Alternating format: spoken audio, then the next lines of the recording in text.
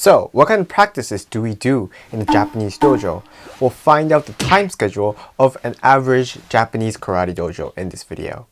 Hi guys, I'm Yusuke Nagano from Karate Dojo Waku, and this channel is dedicated to kata and kumite of Shotokan. So we do a lot of tutorial videos, so if it's your first time checking out my channel, then please consider subscribing. Today, we're going to be learning how a Japanese dojo is run.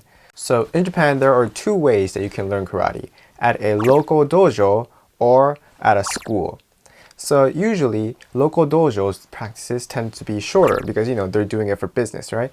So it's usually around an hour. Each practice would be around 1 hour to 2 hours. And if you're practicing at a school, then that's a different story because that's around, I guess, from 2 hours to 4 or 5 hours. But I guess the time schedule, if I describe it in percentages, would be very similar. So in this video, I'll take an example of a class that lasts for an hour and a half and let you guys know what kind of time schedule it'll be. So the first part of the practice would be to warm up and stretch. So before we stretch, we run around the dojo, warm up our body, get the blood flowing through ourselves, and stretch down. Some stretches that you can do here include, getting your legs out wide so that you stretch the overall muscles of your legs. I've did a how to kick higher stretching video, so you can check that out as well. That's what I do in my dojo. The stretching and the warm-up part would take around 15 minutes, I would think. After you rest for like a minute or two, then we move on to Kee Home. Kee Home means basics, or the foundation in Japanese. So in karate, that would be for your punching, kicking, and the basic stances. So from a front stance, you would do reverse punch, let's say 30 for each arm, 30 maigiri for each leg, gedan barai, 30 again, punch from kibadachi, what else? I guess this all depends on the dojo, but I think everybody has gyakuzuki, reverse punch, maigiri, front kick, and punching while standing up. That would be for, I guess, 20 minutes, and it's important that you do the Kee Home even if you're in a higher level, because this is something that you have to do every practice. You don't just skip the Kee Home. Next, you move on to Edo Keyhole. Edo means to move around, Kee Home means the same. So the first Kee Home that we did was on the same spot. Now, Edo Keyhole would be to moving forward, or moving back, turning, moving to the side, and etc. So we'll be doing oizuki or gyakuzuki, maigiri, like combinations, right? So we'll be going from one end of the dojo to the other, like, I don't know, a couple strokes.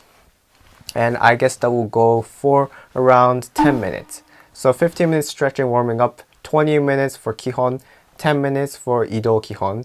That's half of the practice. After getting a break, we're going to move on to kata and kumite from now, but I guess how much time they dedicate for each practice depends on the dojo. So let's just say, to make it easier, let's say we have 20 minutes of kata and 20 minutes of kumite. In the kata, usually people practice by themselves.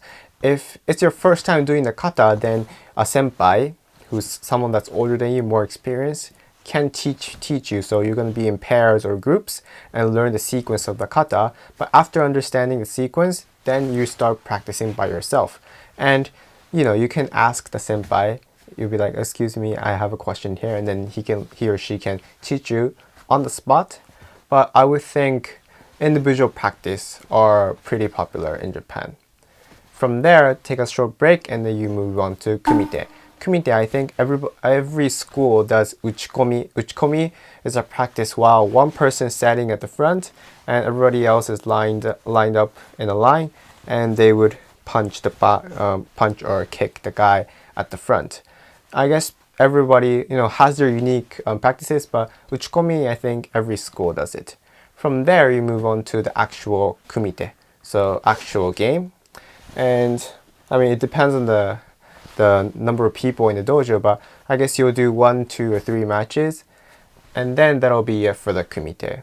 At the end, you cool down, stretch your body down, run around, jog a little bit to cool your body down, and I think that'll be it for the lesson.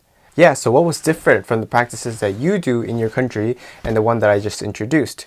Maybe you do a little more warm-up, or maybe you don't do as much kata like we do in Japan. Please let me know the differences. I'm really interested.